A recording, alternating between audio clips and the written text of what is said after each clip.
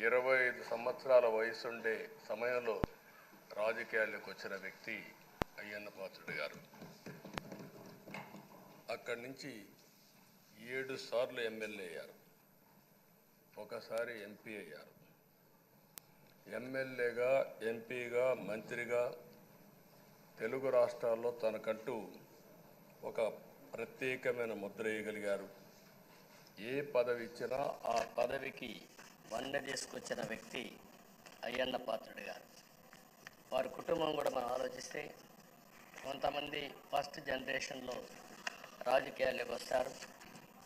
అయ్యన్న పాత్రుడు గారిని చూస్తే 6 దశాబ్దాలు రాజకీయ చరిత్ర కలిగిన కుటుంబం.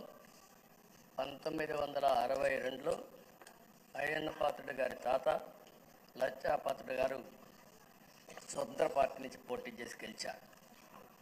స్వాతంత్ర సమరయోధుడు గౌత లచ్చన్న సమకాలికుడిగా పనిచేశారు. అదే వారసత్వాన్ని కొనసాగిస్తూ అయ్యన్న పాత్రుడు గారు ఇప్పటివరకు పనిచేస్తున్నారు. 83, 85, 94, 99, 2004, 2014, 2024లో ఎమ్మెల్యేగా విజయం సాధించారు. నర్సీపట్నంలో తెలుగుదేశం పార్టీ పెట్టినప్పటి నుంచి వారే పోటీ చేస్తున్నారు. అది వారి యొక్క ప్రత్యేకత. 7 సార్లు ఎమ్మెల్యే గెలవడం, 16 సంవత్సరాలు మంత్రిగా పనిచేయడం, 1996లో అనకాపల్లి ఎంపీగా గెలుపొంది 2 సంవత్సరాలు అక్కడ పనిచేయడం, తెలుగుదేశం పార్టీ పాలిట్ బ్యూరో సభ్యుడిగా 10 ఏళ్ళు పనిచేశారు. టెక్నికల్ ఎడ్యుకేషన్, రోడ్లు, భవనాల శాఖ, అటవీ శాఖ, పంచాయతీరాజ్ శాఖ మంత్రిగా బాధ్యతలు నిర్వహించారు. 3 సార్లు R&B మినిస్టర్గా పనిచేశారు. అదేవిధంగా మనం ఒకసారి చూస్తే ఎప్పుడూ పోరాట యోధుడు, రాజీ పడని నాయకుడు, ఒక విశిష్టమైనటువంటి లక్ష్యాలుండే వ్యక్తి. తెలుగు రాష్ట్రాల్లో ఏ మారుమూల ఎవరిని అడిగినా అయ్యన్న పాత్రుడు గారిని గురించి చెప్తారు. 66 సంవత్సరాలు, ఇప్పుడు కూడా ఫైర్ బ్రాండే, చనిపోయే వరకు ఫైర్ బ్రాండ్గానే ఎక్కడ దాంట్లో రాజీనే లేదు. అదే మరి ఇంకొక పక్కన చూస్తే తనకంటూ ఒక ఇమేజ్. అదే సమయంలో లాయల్టీ ఫ్యాక్టరీలో కరుడు గట్టిన పసుపు యోధుడుగా పార్టీలో ఇంతవరకు ఉన్నారు, ఎప్పటికీ ఉంటారు. అది ఆయన ప్రత్యేకత. నీతి, నిజాయితీ, నిబద్ధత ఇవన్నీ ఉణికిపుచ్చుకొని రాజకీయం చేశారు. 42 సంవత్సరాలు. ఇప్పుడు చాలామంది ఫస్ట్ టైం వచ్చేవాళ్ళు ఉన్నారు, కొంతమంది రెండవసారి వచ్చేవాళ్ళు ఉన్నారు.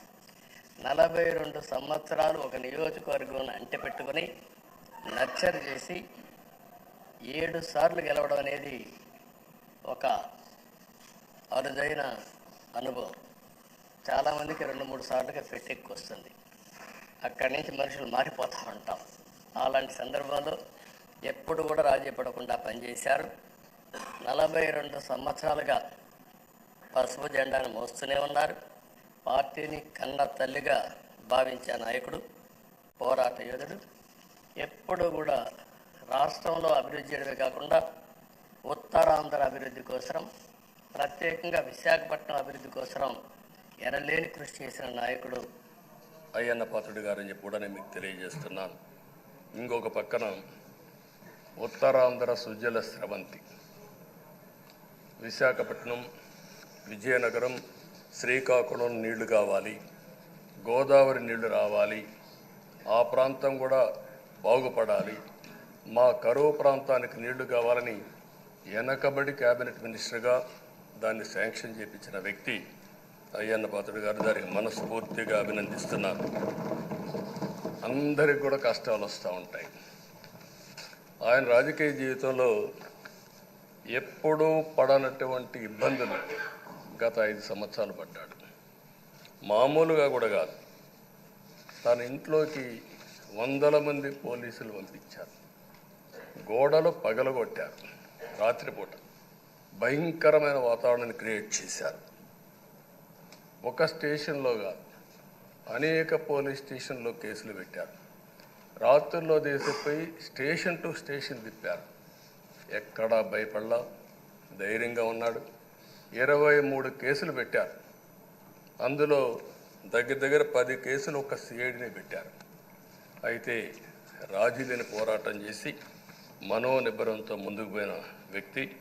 కడాన మనందరం గుర్తుపెట్టుకోవాల్సింది 60 సంవత్సరాలు, 62, 63 సంవత్సరాలు ఉండే వ్యక్తి పైన అత్యాచారం కేసు కూడా పెట్టారు. ఇవన్నీ కాకుండా అంటే ఎలాంటి పాలకులు ఉన్నారు, ఎలాంటి జరుగుతాయి అనేదానికి ఒక ఉదాహరణ ఇవన్నీ జరిగాయి. అయితే ఒక్క విషయం ఎక్కువంటే సభ్యులందరికీ విజ్ఞప్తి చేస్తున్నాను. ప్రతి ఒక్క నాయకుల్లో కూడా ఒక స్ఫూర్తిదాయకమైన సంఘటనలు ఉంటాయి. అందుకే ఇన్నిసార్లు గెలుస్తారు. అలాంటి మన అయ్యన్న పాత్రుడు గారిలో ఉండే మంచి పాజిటివ్ పాయింట్స్ అన్నీ కూడా మీరు కూడా ఆలోచించుకోవాల్సిన అవసరం ఉంది. ఒక వ్యక్తి చట్టసభకు రావడం ఒక అరుదైన గౌరవం. ఇది ఒక అవకాశం. కొన్ని లక్షల మందిలో ఆ అవకాశం మనకు వస్తుంది. ఆ అవకాశంతోనే మనం అందరం ఇక్కడికి వచ్చాం. అయితే మనం అందరం గుర్తుపెట్టుకోవాల్సింది, మనల్ని ఎంపిక చేసిన ప్రజలకి ఏం చేయాలి, తాత్కాలికంగా ఏం చేయాలి, ఒక టైం బౌండ్ ప్రోగ్రాంలో ఏం చేయగలుగుతాం, దీర్ఘకాలంలో ఏం చేయగలుగుతామో మనం అందరం ఆలోచించుకొని అలాంటి సమస్యల్ని పరిష్కారం చేయాల్సిన బాధ్యత మనందరి పైన ఉంది. అంతేకాకుండా ఈరోజు ఎక్కుండే ఎమ్మెల్యేలందరినీ కోరుతున్నాం, మనందరి పైన ఒక పవిత్రమైన ఉన్నతమైన బాధ్యతని తెలుసుకోవలసిన అవసరం ఉంది. చట్టసభల్లో సభ్యుల ప్రవర్తన, వ్యాఖ్యలు, చర్చలు, మనం ఏదో ఇక్కడ అపోజిషన్ ఉంటే అపోజిషన్కే జవాబుదారితనం, వాళ్ళ మీద మాట్లాడాలనే ఆలోచన కాకుండా మనం మాట్లాడే విషయాలు రాష్ట్రం మొత్తం ప్రజలంతా వాచ్ చేస్తూ ఉంటారు. మీ నియోజకవర్గంలో ఉండే ప్రజానీకం వాచ్ చేస్తారు, రాష్ట్రమంతా వాచ్ చేస్తారు. ఒక సభ్యుడిగా మీరు సమర్థవంతంగా పనిచేస్తే ఎక్కడ లేని గౌరవం వస్తుంది. దానికి మనందరం కృషి చేయాల్సిన అవసరం ఉంది. అయితే ఓసారి బాధేస్తుంది, గడిచిన 5 సంవత్సరాలు శాసనసభ అంటే చాలా భిన్నంగా నడిచింది. ఎంతో పవిత్రమైన శాసనసభను గత ప్రభుత్వం ఒక వికృతమైన పోకడలు, నీచ రాజకీయాలు, వ్యక్తిత్వ హననానికి ఒక వేదికగా చేశారు. ఇదే అసెంబ్లీలో దూషణలు, బూతులు, విక్రింతలు, కక్ష సాధింపులు, మైకు లేకుండా పోవడం ఒకటి కాదు, చాలా సమస్యలు వచ్చాయి. అదే సమయంలో ఫస్ట్ టైం వచ్చిన ఎమ్మెల్యే బాధ్యతారాహిత్యంగా 6-7 సార్లు గెలిచిన ఎమ్మెల్యేని విక్రించడం, బూతులు తిట్టడం, చాలా వల్గర్గా ప్రవర్తించే పరిస్థితికి వచ్చారు. ఆ రోజు ప్రభుత్వం యొక్క వైఫల్యాల్ని క్వశ్చన్ చేస్తే వాళ్ళపైన సభలోనే దాడి చేయడం, నీచంగా మాట్లాడడం, వాళ్ళ మనోభావాలు దెబ్బతీయడం, ఇవన్నీ చేసే పరిస్థితికి వచ్చారు. ఇక్కడుండే నాయకులు నేను చూశాను. ఆ రోజు తెలుగుదేశం పార్టీ 23 మంది గెలిచాం. జనసేన లేరు, బీజేపీ లేరు. కానీ ఆ 23 మందిని గెలిచిన ఒక ఇదే అసెంబ్లీకి వస్తే వాళ్ళు ప్రవర్తించిన తీరు మీరు చూస్తే చాలా బాధాకరంగా ఆ రోజు పనిచేసే పరిస్థితికి వచ్చారు. ఆ రోజు ఒక్క విషయం మీరు చూస్తే, నేను కూడా ఇదే హౌస్లో చాలా బాధపడిన సందర్భం రోజు ఉంది. మెంబర్స్ అందరం ఉన్నాం. నన్ను గురించి, నా కుటుంబాన్ని గురించి ఇష్టానుసారంగా మాట్లాడితే కనీసం యాక్షన్ తీసుకోవడానికి నాకు మైక్ ఇవ్వమని అడిగాను. మేము నిరసన తెలియజేసి ఎడతామని మైక్ అడిగితే మైక్ ఇవ్వలేదు. ఇవ్వకుండా మీరు చూస్తే మామూలు సంఘటన కాదు. ఆ రోజు నేను ఒక మాట చెప్పాను, ఇది గౌరవ సభ కాదు, మీరు నాకు మైక్ కూడా ఇవ్వడం లేదు. మైక్ ఇవ్వకపోయినా నేను స్టేట్మెంట్ ఇవ్వాలి కాబట్టి ఇచ్చేడతారు రికార్డు కోసం అని చెప్పి గట్టిగా లేచి ఇదే సీట్లో కూర్చొని ఆ రోజు నేను చెప్పింది అదే వర్డ్స్ మీకు రిపీట్ చేస్తున్నాను.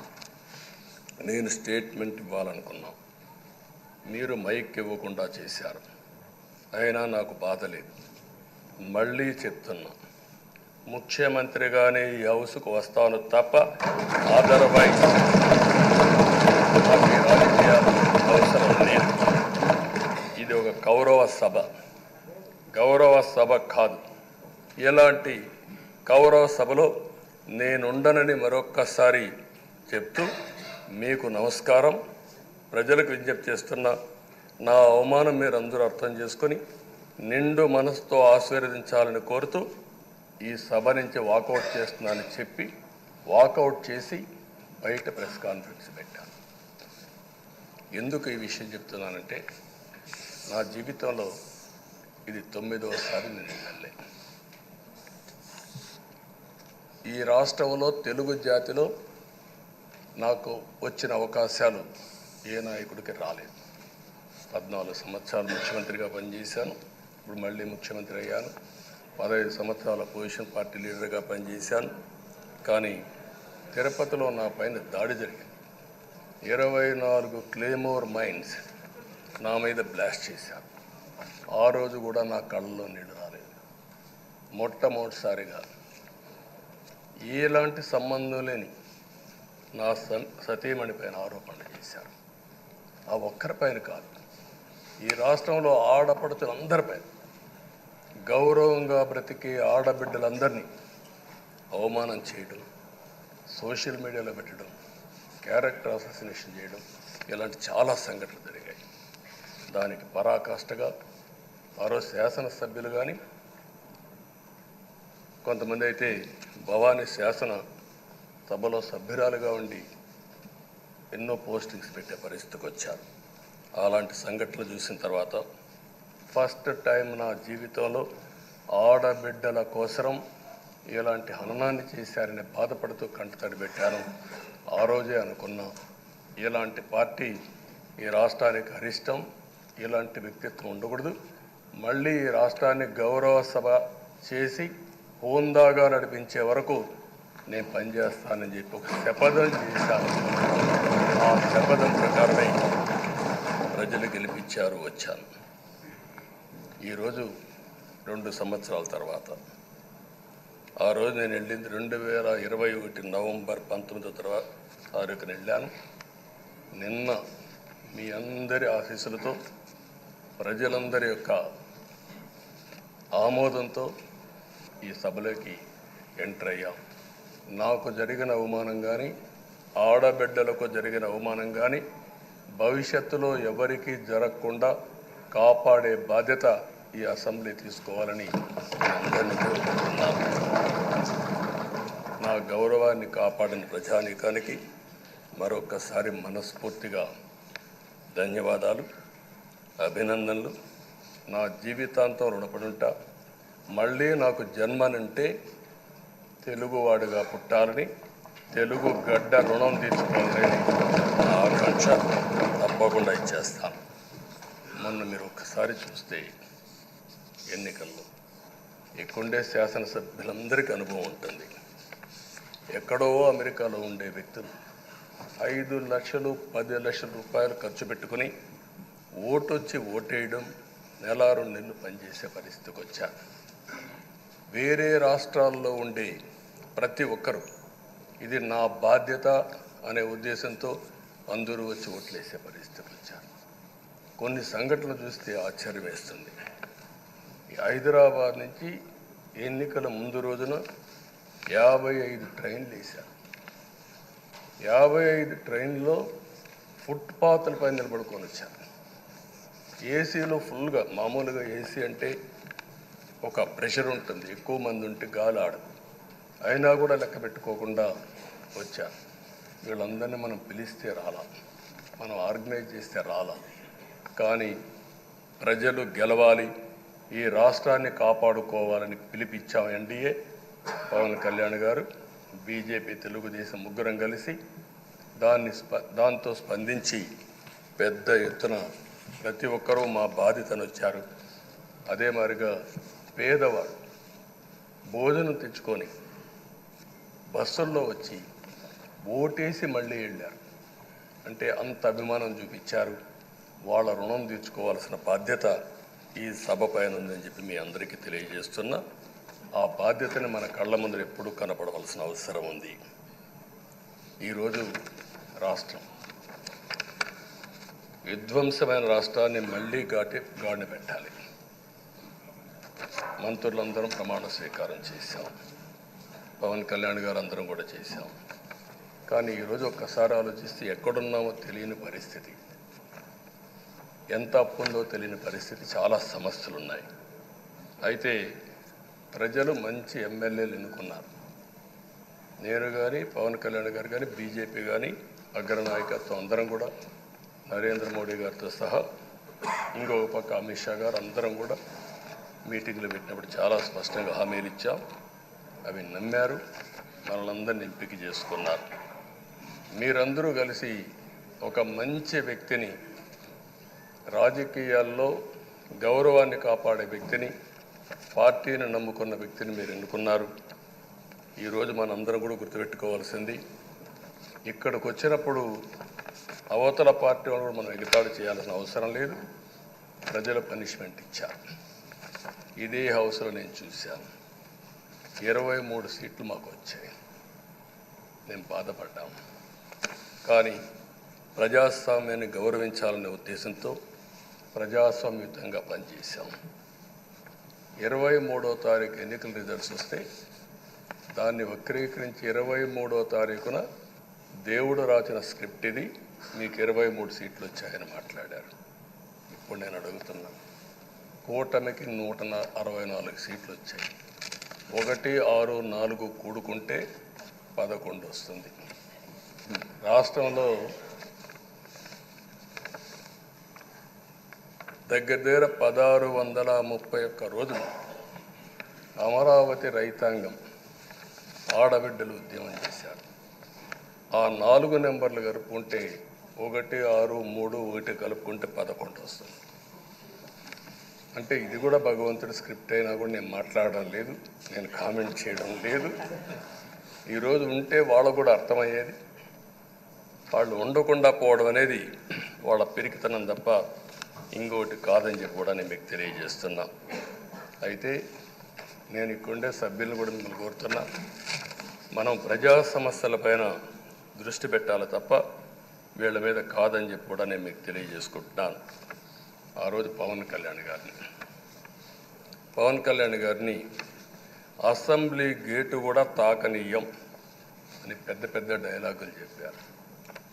21 సీట్లలో పోటీ చేస్తే 21 సీట్ని గెలిపించడం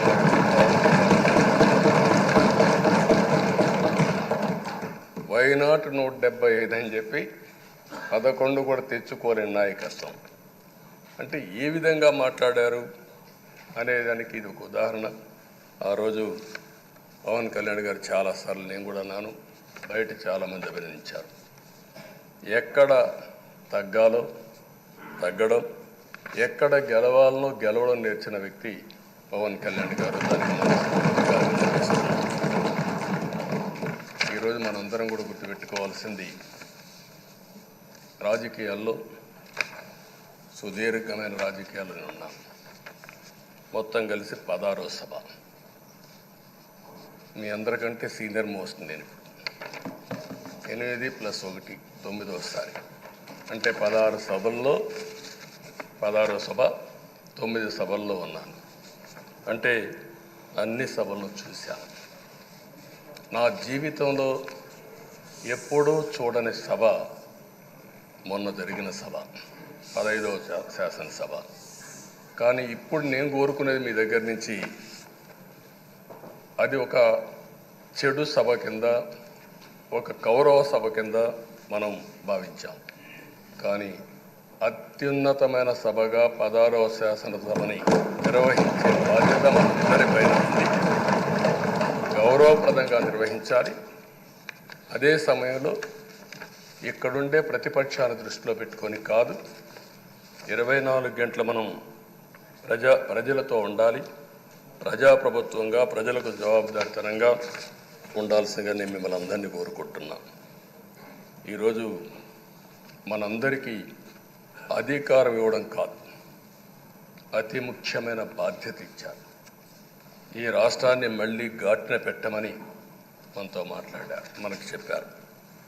ఎప్పుడు కూడా నేను ఒకటే భావిస్తాను, ప్రజా జీవితాలను మార్చే శక్తి ప్రభుత్వ విధానాలకు ఉంటుంది. ఆ ప్రభుత్వ విధానాలకు రూపకల్పన చేసే సభ ఈ చట్టసభ. ఈ విషయం ప్రతి ఒక్కరూ గుర్తుపెట్టుకోవాల్సిన అవసరం ఉంది. ఈరోజు మనం చేసే పని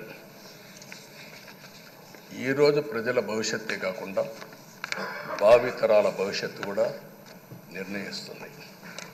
ఈరోజు భారతదేశం 91లో ఆర్థిక సంస్కరణలు వచ్చాయి. ఒక తెలుగు బిడ్డ పివి నరసింహరావు గారు ఆర్థిక సంస్కరణలు ప్రవేశపెట్టారు. ఈరోజు భారతదేశం ముందు చాలా వరకు అభివృద్ధి అయ్యే పరిస్థితి వచ్చింది. ఆయన ప్రవేశపెట్టిన ఆర్థిక సంస్కరణను నేను ఆదర్శంగా తీసుకొని ఆ రోజు ఉమ్మడి ఆంధ్రప్రదేశ్లో అనేక పాలసీలు తీసుకొచ్చాం, సంస్కరణలు తీసుకొచ్చాం. ఐటీ, విద్య, పాలనా రంగం, ఇన్ఫ్రాస్ట్రక్చర్ ఇవన్నీ మనం తీసుకొచ్చాం. ఎన్నో డికేడ్స్ కాదు, 25 సంవత్సరాల్లో దాని యొక్క ప్రభావం మనం అందరి ముందు కనపడుస్తుంది. ఈరోజు హైదరాబాద్ నగరం వన్ ఆఫ్ ది బెస్ట్ సిటీగా ఉందంటే 25 ఏళ్లకు మనకు తీసుకున్న నిర్ణయాలే కారణం. ఈరోజు నేను అందరినీ ఒకటే కోరుతున్నా, మీ అందరినీ, ఈరోజు భారతదేశం 5వ అతిపెద్ద ఆర్థిక వ్యవస్థ. ఇంకొక 4-5 సంవత్సరాల్లో ఎన్డీఏ ఆధ్వర్యంలో 3వ అతిపెద్ద ఆర్థిక వ్యవస్థగా తయారవుతుంది. 2047 వికసిత్ భారత్ ఎన్డీఏ నరేంద్ర మోడీ గారి కల అయితే, వికసిత్ ఆంధ్రప్రదేశ్ మనందరి కల కావాల్సిన అవసరం ఉంది. నాకు ఏమాత్రం అనుమానం లేదు, భారతదేశం ప్రపంచంలో అగ్రస్థానానికి వెళ్తాం. నెంబర్ 1 కానీ నెంబర్ 2 కానీ ఉంటాం. అదే సమయంలో మనందరి ఆశయం, మనం చేసే చట్టాలన్నీ కూడా తెలుగువారు ప్రపంచంలోని నెంబర్ 1గా ఉండాలని, ఆంధ్రప్రదేశ్ని జీరో పావర్టీ స్టేట్గా తయారు చేసి ఆర్థిక అసమానతలు తగ్గించే విధానానికి ఈ సభ శ్రీకారం చుట్టాలని కోరుకుంటూ, దానికి అయ్యన్న పాత్రుడు గారి అధ్యక్షతన మనం ముందుకు పోవాలని చెప్పి మనస్ఫూర్తిగా కోరుకుంటున్నాను. ఇంకొక పక్క ఈరోజు మీరందరూ కూడా గుర్తుపెట్టుకోవాల్సింది, ఈ సభలో దూషణలు, వెకిలి చేష్టలు అవి కాకుండా ఉందాతనంతో ప్రతి ఒక్కరం కూడా ముందుకు పోయే విధంగా కార్యక్రమాన్ని తీసుకుపోవాల్సిందిగా నేను కోరుతున్నాను. 16 సభలు మనం చూసాం. ఈ 16 సభలు మీరు చూస్తే ఆంధ్రప్రదేశ్ శాసనసభ హేమీలు వచ్చారు. అందులో టంగుటూరి ప్రకాశం పంతులు, ఎన్జి రంగా, నీలం సంజీవరెడ్డి, బెజవాడ గోపాల్ రెడ్డి, తెన్నేటి విశ్వనాథం, గౌత లచ్చన్న, పివిజి రాజు, పుచ్చలపల్లి సుందరయ్య, అయ్యదేవర కాళేశ్వరరావు, చండ్ర పుల్లారెడ్డి, వావిలాలు గోపాలకృష్ణయ్య, మోటూరి హనుమంతరావు, గుంటూరి బాపనయ్య, కాకాని వెంకటరత్నం లాంటి ఉద్దండులందరూ వచ్చారు. వీళ్ళు కాకుండా పివి నరసింహరావు ఈ రాష్ట్రంలోనే పుట్టి కేంద్రం నుంచి ఆర్థిక సంస్కరణలు తీసుకొచ్చారు. ఇంకో పక్కన ఎన్టీ రామారావు గారు, ఒక చరిత్ర సృష్టించిన యుగ పురుషుడు ఎన్టీ రామారావు గారు. వీళ్ళందరూ మనకు ఆదర్శం కావాలని మనస్ఫూర్తిగా కోరుకుంటున్నాను. అందుకని ఈరోజు ఒక పక్కన చూస్తే చట్టసభల విలువ తెలిసిన వ్యక్తి అయ్యన్న పాత్రుడు గారు. అనేక సందర్భాల్లో ఒక్కోసారి ఆవేశాలు మెంబర్లో వచ్చాయి.